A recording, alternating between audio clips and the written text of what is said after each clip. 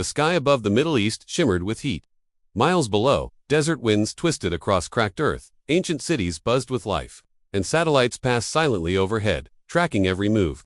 But up there, in that rarefied altitude, where sound becomes thinner and the world feels farther away, an extraordinary formation sliced through the sky. It wasn't a drill. It wasn't a show of force for cameras. It was real. Moving in tight coordination, Israeli F-15s battle-tested, agile, deadly flew in unison with two of the most iconic American strategic bombers ever built, the stealthy B-52 Spirit and the towering B-52 Stratofortress. This wasn't just a mission, it was a message. To understand what this formation means, you have to understand each aircraft's story and the weight they carry when they fly together. The Israeli F-15s are no strangers to this airspace. Born from American engineering but modified and mastered by Israeli pilots and technicians, these fighters are among the most lethal in the region. For decades, Israel has depended on air superiority to ensure its survival, and the F-15 has played a central role in that doctrine. From the 1982 Bekaa Valley War to secretive deep strike missions across the region, the F-15 has proven time and again that it's not just a fast jet, it's a strategic sword.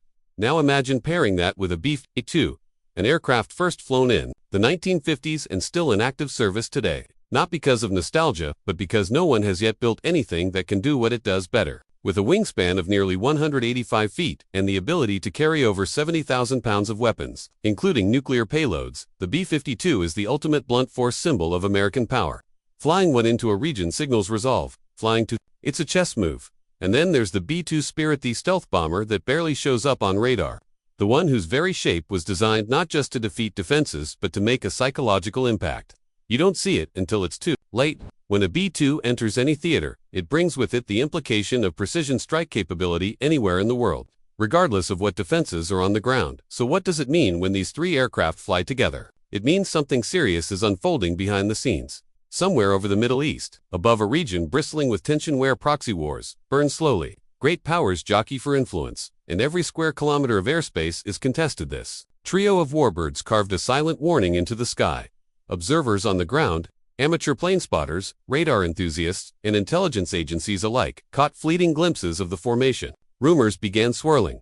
Was it a joint training exercise, a rehearsal for something more, a warning to Iran, or perhaps a show of unity as talks about regional air defense cooperation emerged in classified briefings? In Israel, the image of its F-15s flying with us strategic bombers was more than just patriotic symbolism. It was a reaffirmation of an alliance that's become ever more critical in a shifting global order.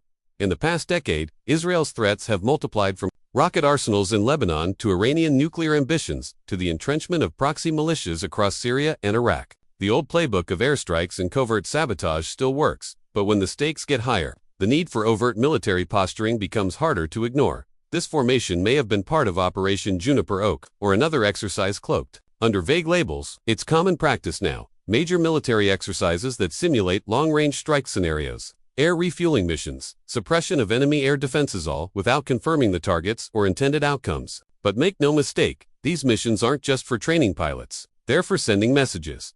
Imagine the mission planning room hours before takeoff. Dozens of officers hunched over digital maps, analyzing routes, calculating fuel requirements, reviewing rules of engagement, checking weather patterns. The F-15 pilots, many of them veterans of real-world combat, review the profiles of the B-2 and B-52s, ensuring synchronized coordination. Timing is everything. Stealth and shock are only as good as the silence before them. Then the engines ignite. First, the Israeli jets scream down the runway, twin tails slicing through the morning air. The B-52s follow, 8 engines growling, their takeoff requiring every inch of the tarmac. And finally, almost silently, the B-2s rise ghost-like, barely detectable by radar or sound. Once airborne, the aircraft form up, crossing into operational altitude. Tankers refuel the formation mid-air. Electronic warfare units sweep the area, scanning for hostile radars. AWACS aircraft patrol the perimeter, keeping the entire sky under surveillance. All this, while diplomats across the globe monitor their secure lines, awaiting word of what this show of force means. Every pilot knows the risks. Over the Middle East, there's no such thing as a neutral sky. From advanced Russian-made S-400s in Syria to Iranian drones patrolling the Gulf, the air is saturated with watchful eyes. Every movement is recorded, every anomaly analyzed. That's why discipline is key. No radio chatter unless necessary. No deviation from flight plans. Every maneuver has a purpose. The Israeli F-15s provide escort fast, nimble, ready to intercept any challenge. The B-52s carry payloads for mass strategic deterrence. The B-2s, they carry options, the kind of options that decision-makers use when diplomacy ends. The political implications are vast. Joint missions like these reinforce regional alliances. They calm some fears and spark others. Arab Gulf states, watching these movements, wonder what role they might play in a potential conflict with Iran.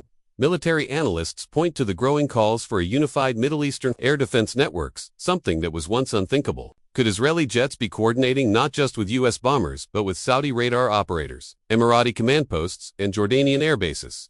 And what if Tehran sees everything? Their media downplays it, but inside their military command, the calculations begin. If the B-2 can fly undetected this far east, how secure are their hardened underground facilities, really? If Israeli jets can fly alongside American strategic bombers, what joint operations might already be planned? These are the questions raised not by words, but by the silent flight of machines. This mission may never be officially acknowledged, but its message was heard, loudly, clearly, because sometimes, power doesn't need to announce itself. It just needs to be seen, if only briefly, at 30,000 feet, and in that moment, above the shifting sands and geopolitical uncertainty of the Middle East. A message was delivered that no enemy radar could ignore.